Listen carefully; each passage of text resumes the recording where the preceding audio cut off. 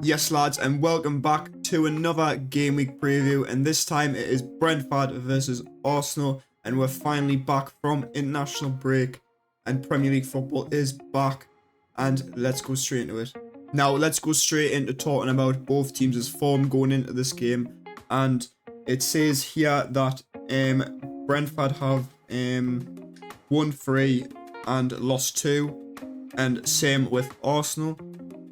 Starting with Brentford, they've lost to Liverpool 3-0 away, and Man United away as well 2-1. And then the 3 they've won was at home against Burnley 3-0, and at Chelsea they won 2-0 away, and West Ham they won 3-2 at home.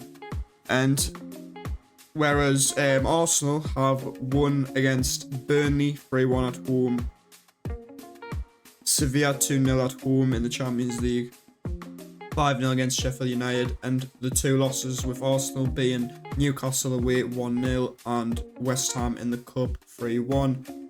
And let's start by talking about Brentford. And Brentford are a very good team.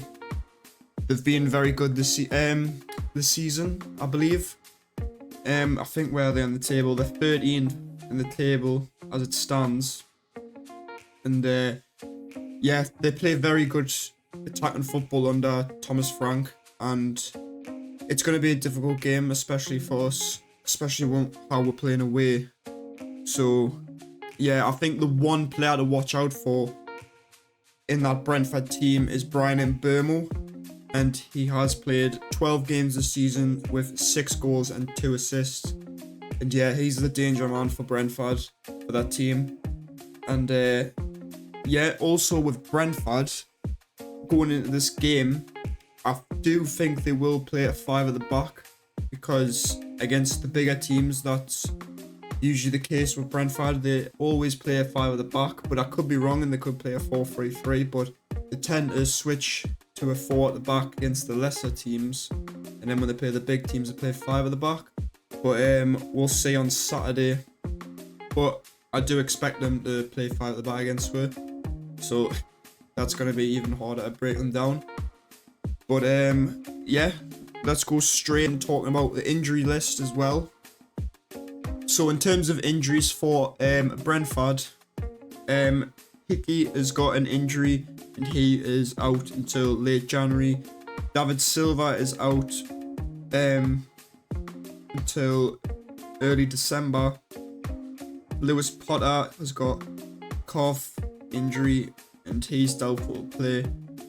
Shade is injured with a hip injury till late December. Damsgaard with a groin injury until late November. Rico Henry, he's picked up a very bad injury against Newcastle, and he's going to be out pretty much for the rest of the season. And then obviously Ivan Toney being suspended, he won't be back till January. And then in terms of Arsenal, Ben White, it says that he's doubtful, but I think he will come back. I don't think it's a huge injury. And then it says here Cedric, he's sick, so he's doubtful, but again, he doesn't play anyway. Smith Rowe, he again is going to be out for a couple of weeks, and he has got a knee injury, and again, he always seems to get injured. Timber, again, he's not back till the start of January.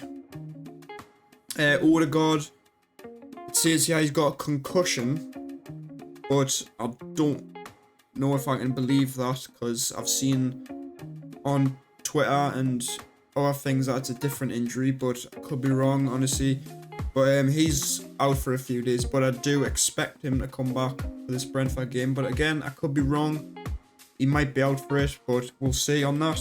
Thomas Partey, he has got a muscle injury. Again, he's another player that constantly gets injured, and I think we do need to sign a midfielder in January, because we can't keep relying on him.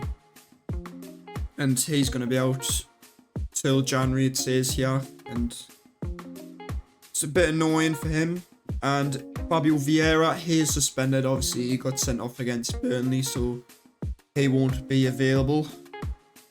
But yeah, that is going to be it. So let's go straight into the predicted lineup. So here it is. Here is my predicted lineup for the Brentford game, and I have got some players back for this one.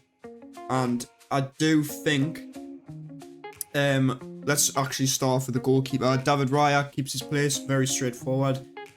He's been the Premier League keeper and the Champions League goalkeeper, and I don't expect the Ramsdale to challenge him anytime soon. So very straightforward. Then Ben White comes back in.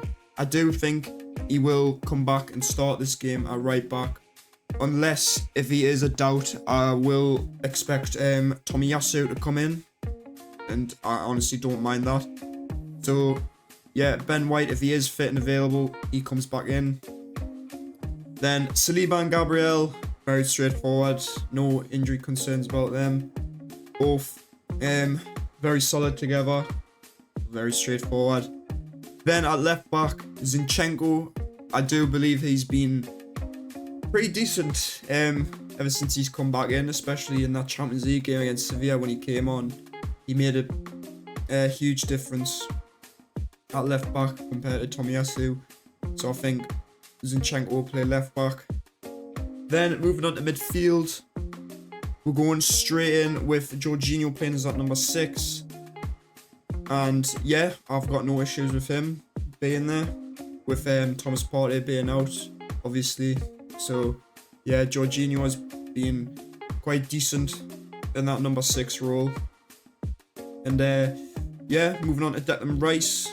I do expect him to play further forward in this game because we have got injury issues at the moment. So yeah, I expect him to start.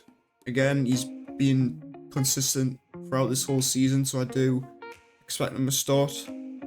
And then Odegaard on the left centre mid spot.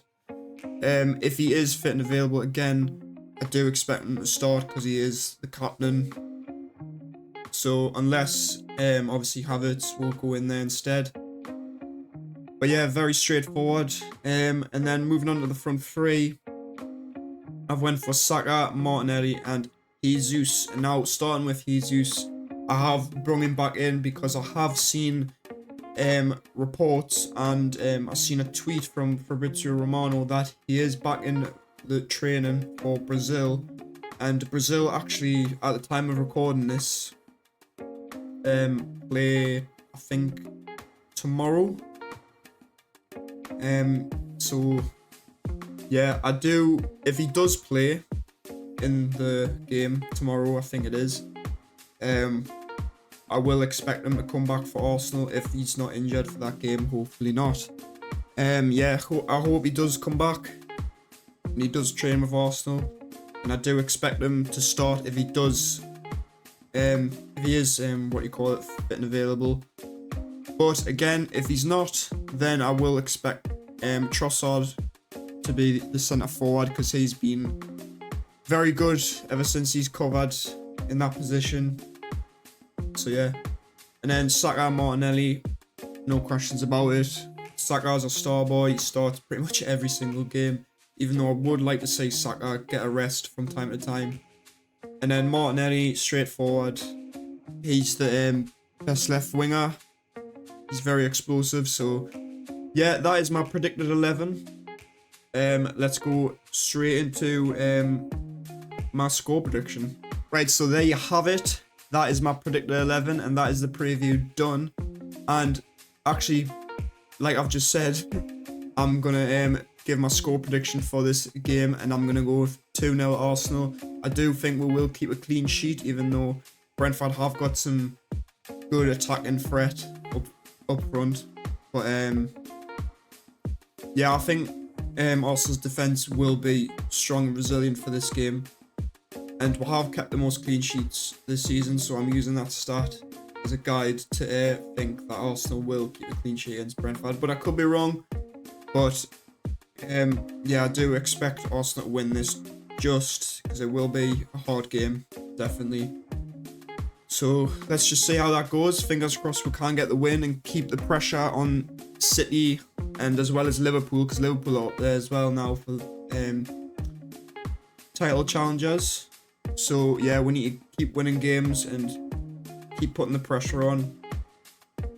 So yeah, that is going to be the end of the video. Hopefully you guys enjoyed it. Please leave a like if you have, and subscribe if you are new, and leave a comment as well. What do you think of my predicted 11, and as well as what do you think the score is going to be on Saturday. But until then, I'll see you in the next one. See you later.